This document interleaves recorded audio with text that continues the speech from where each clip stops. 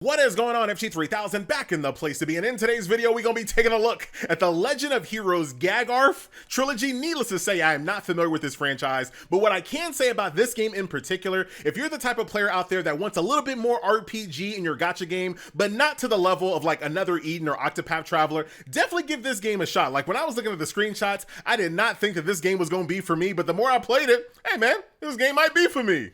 So let's start this video off as we seldom do these days, starting off with the heroes that you can collect. And I have got to say, dude, I am really digging the character design in this game. Now, sure, it's not like super over the top anime big meteors coming from the sky. No, it's a little bit more grounded in realistic fantasy, if you will. But I'm really digging this character designs, all of the clean art. I love how everyone has like a pose here.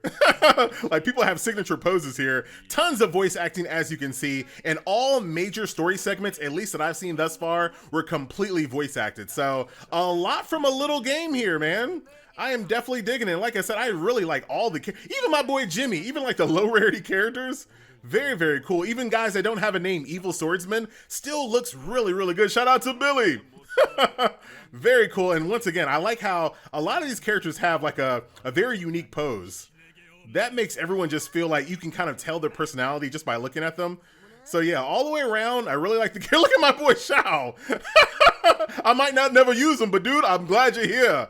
So those are all the heroes that you can collect. Let's go ahead and jump on into some gameplay. So basically how this game works when it comes to the main story, unfortunately, I can't show off any until I get to stage 710, which is a little hard for me at the moment, but you're gonna spend some time in the main towns. Oh, look at that, a secret treasure chest, dude, hold on. Check this out, look at that. Boy, FG really is a gamer. A little secret chest back there with some cash op currency, but you're going to be in towns talking to NPCs. A nice little quality of life here is that when you talk to an NPC, their little speech bubble turns black. That lets you know that you've already talked to them. And just like in a lot of JRPGs, while you're in town, you're going to talk to NPCs, try to figure out your next quest objective. In between that, you're also going to replenish your supplies. Yes, this game has an active weapon shop, potion shop, and these are weapons that you're actually going to use, right? This is not one of those games where the shopkeepers have trash weapons. No, dude, the weapons that you find in this game are actually legit. So when we go out to the actual world, you can see here, it kind of turns into a normal gacha game, right? You can see here, you're going to go from node to node to node, 3-star in each one. What about that one, FG? It looks like a 2-star. Hey man, I'm gonna fix that right now. When it comes to setting up your combat, basically what you're gonna be in charge of is setting up which members you're gonna bring and their formation. So I'm gonna go for this little formation right over here, not too bad.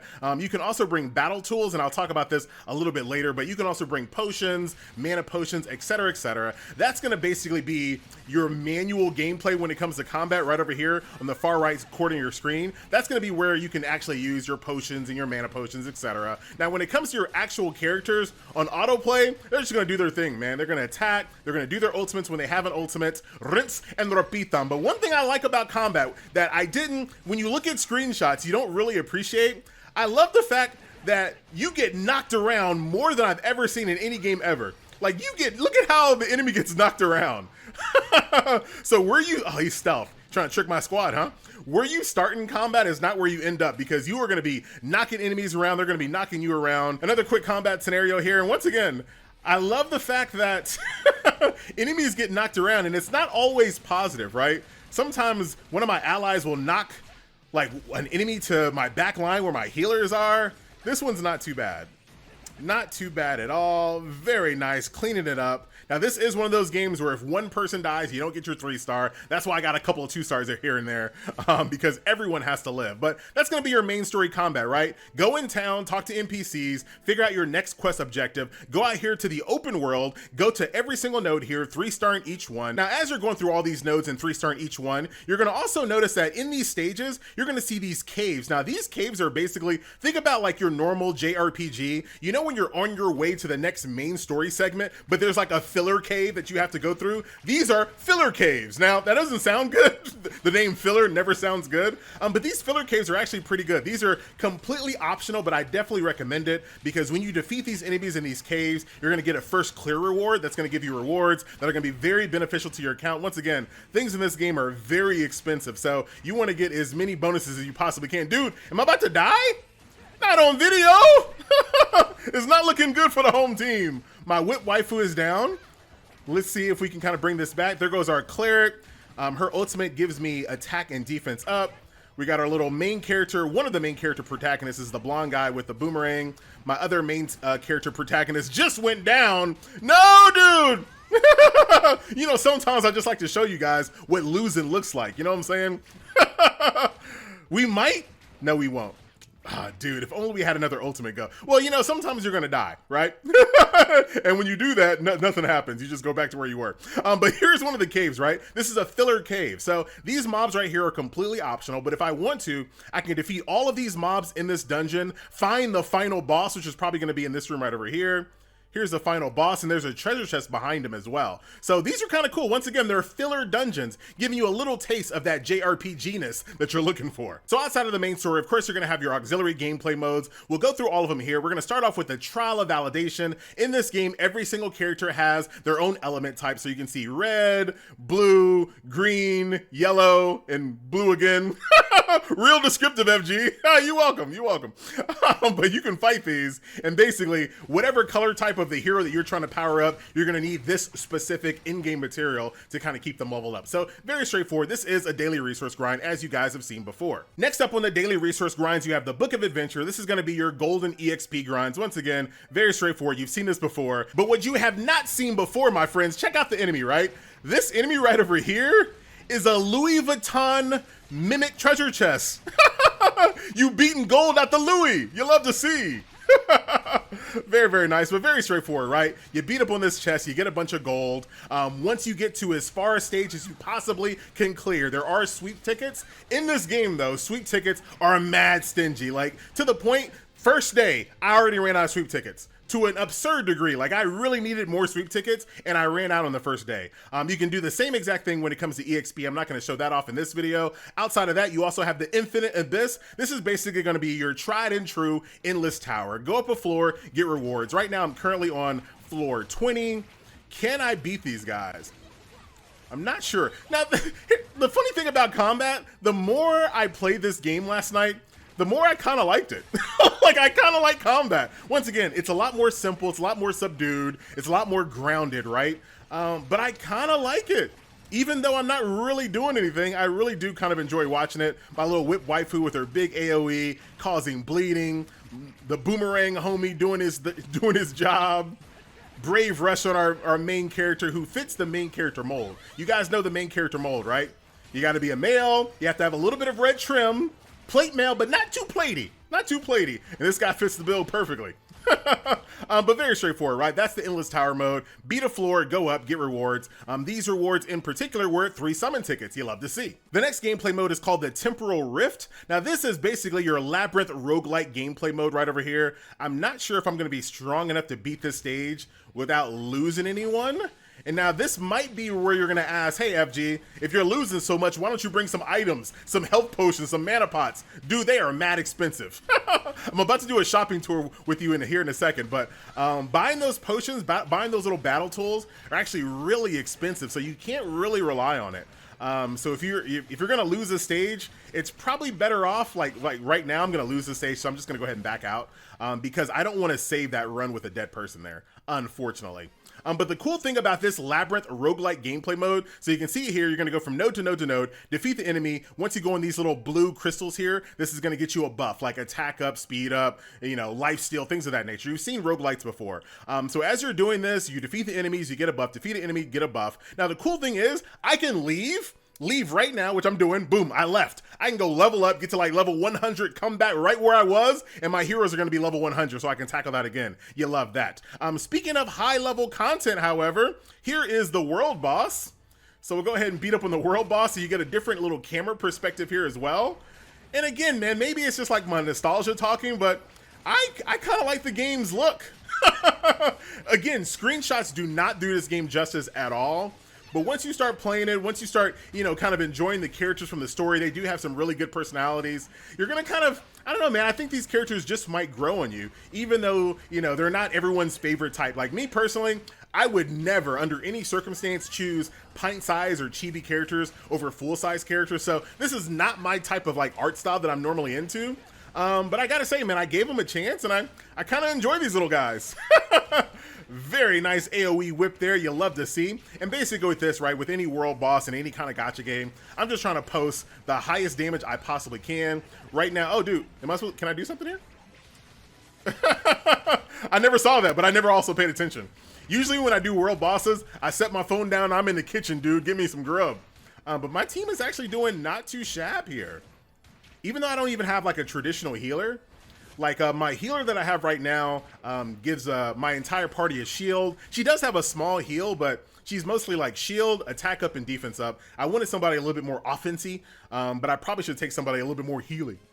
So there you go. That is the world boss there. Then the very final gameplay mode, very similar to the world boss, but this one's going to have multiple stages. So you can see here, I've defeated this boss in stage 1, stage 2, stage 3. I'm not sure if I can beat the third stage of it, but let's see. Oh, dude, I don't have any entry tickets. You don't have to take my word on it. But this is the type of boss that you beat it and it gets harder. You got all these different floors, same exact boss, maybe different abilities and whatnot, but that's going to give you different types of rewards as well. So that is going to be the majority of the gameplay. The last one here, of course, is going to be PvP. Find someone that you can beat up on. I'm just going to beat this guy up just real quick. PvP could definitely stand to have a ×3 speed, since you literally can't do anything, right? You can't turn it off of auto. You can't use any battle potions or whatnot. This should absolutely have ×3 speed. Pretty much the entire game should have ×3 speed, but I digress. But that should be an easy clap. That's PvP. Beat up on someone that you know that you can beat. Take their rank. Keep on climbing. Use your currency to buy goodies out of the shop. You didn't seen that before. So jumping on over to the summoning banners, very straightforward. You have like a generic summoning banner. This is where the game is going to give you like free tickets for. You also have a daily free summon. You have rate up banners. These are going to be the banners that you have to use your cash shop currency because you need these particular tickets right over here, these little purple pickup tickets. And then last but not least, you also have a weapon banner as well. So let's go ahead and do a full summon animation on the generic banner here. We'll let that full animation play out here. Nothing too special. But pretty grounded like most of the game is.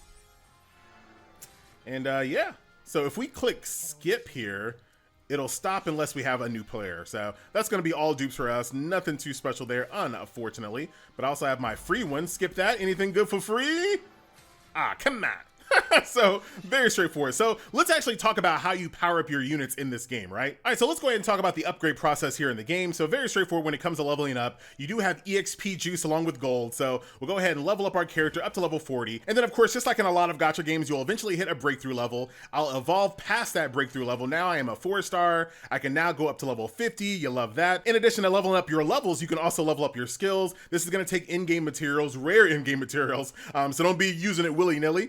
There's also gear in this game as well. Check this out, dude. When is the last time you played a gacha game where the equipment on a merchant are upgrades? So these are like legit upgrades. You can see those little green arrows to the right over there. These are like legit upgrades and they're very expensive. They're very, very expensive. I think right now I need to actually buy something. So what I'm gonna go ahead and do, since my girl Rachel doesn't actually have a weapon, I'm gonna go ahead and buy this needle dagger for 21,000 currency. We'll go ahead and purchase that. And now my girl Rachel over here, I'll hit auto equip. There goes her new little blue dagger, looking very good. If I want to enhance this, check this out as well. You enhance the slot of all your party members, right? So if I want to enhance my weapons, I'll go here, roll the dice, and I got lucky. Now I only have a 40% success rate on this next one. It's one of those, right, where you just gamble. There we go, baby. Haha, gotcha gaming. The next success rate is 30%, but this is a real easy way to burn out all your gold trying to enhance your little slots here. But I love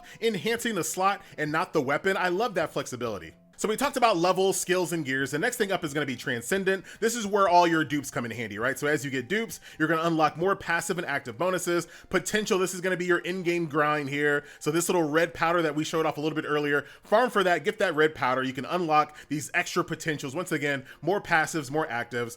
This is your cute little profile. And of course, there are costumes in the game as well. Other notable aspects of the game is the adventure skill. I kind of like this system here. So basically, as you get 3 stars on the main story, those stars are added up here. And the more stars you have, the more talents you can unlock on these little linear skill trees right here, which you like that. And this game does have guild functionality, but it's basically a glorified check-in service. Nothing's here. Uh-oh, I found just enough currency to hit my full pity. So here comes my 100 summoning points I've used on this banner. That means I'm just gonna click skip. Click skip. Do I have to like, okay, here she is, right? Here she is, my banner girl. I think it is. There she is. Yay. Very, very nice. So now I think I have, I'm pretty sure she's a true healer. Dude, tell me why I didn't even really look at her skill kit. I think she's a true healer. But then you can see my pity has been used. 100. I got my banner character. Let me check her out. All right, so let's see. Recovers the health of allies by 30% attack power every 8 seconds. Pretty cool there. Resurrects. Dude, she can do a res and increases the mana recovery speed of all allies. Interesting. All right, so let's go ahead and use this character. All right, we took out our cleric. Let's add our new healer. She's only level 16. This is not gonna go well, but let's go ahead and check it out. It's my first time actually having a healer, so maybe this is gonna make a pretty big difference. But there you go, my friends. A nice little look at the Legend of Heroes Gagharv trilogy.